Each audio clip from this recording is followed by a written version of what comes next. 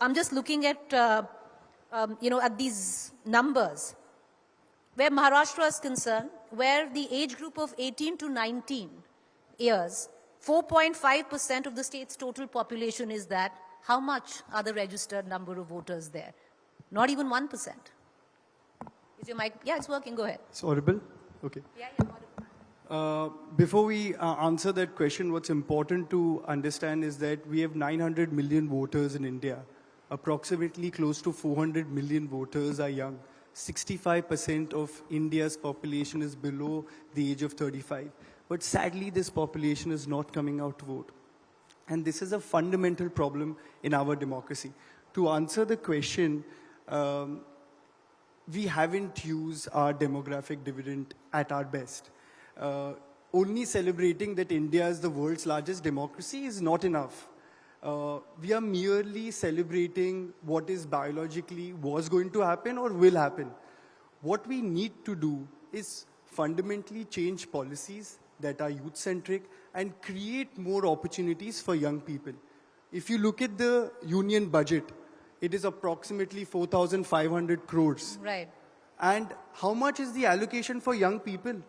The Ministry of Youth Affairs and Sports has an allocation of 3,000 crores. Do the math, it's 0.07%. So we are merely saying that India is progressing in terms of youth development and progress, but there are not enough opportunities created on the ground level. So we haven't used our demographic to the best of our advantage. But yes, we can publicly say that India is the world's largest democracy, and the youth demographic is the highest in this country.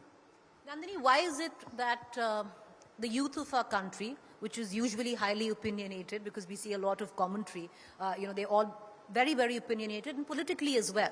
But we don't see that materialize, especially when it comes down to registered voters, where they actually actively go out, cast their vote in an informed manner. First of all, thank you for having me. So I just want to highlight two major issues why youths are not coming and voting. First, that we have a lot of young migrant youths.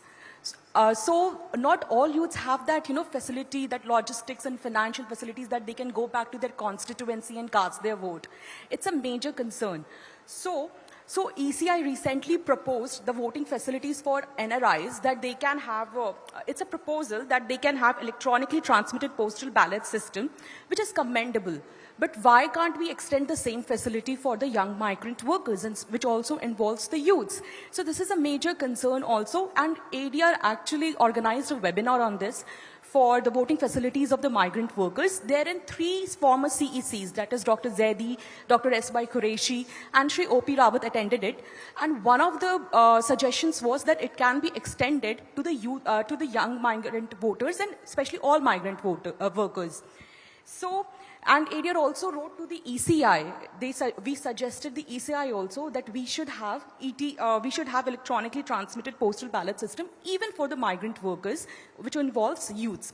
Another thing is the voter apathy, especially amongst the youth. I asked one of my friends, why you don't go and cast vote? And the answer was, all are the same. All are the same. What difference it can make? But we have the solution, and that solution is Nota. None of the above option is with us. But we need to give more power to Nota. And this was actually done. It's not like something which cannot be done. So in 2018, then Maharashtra Election Commission of India, Shri J.S. Saharia, he declared that if Nota receives maximum votes in an assembly constituency, then none of the contesting candidates will be declared elected and re-elections will be held. So this power can be given to the Nota, so why we are not doing so? Why we are not giving better options to the voters. So once the more power comes to Nota, youths will actually go and vote to Nota.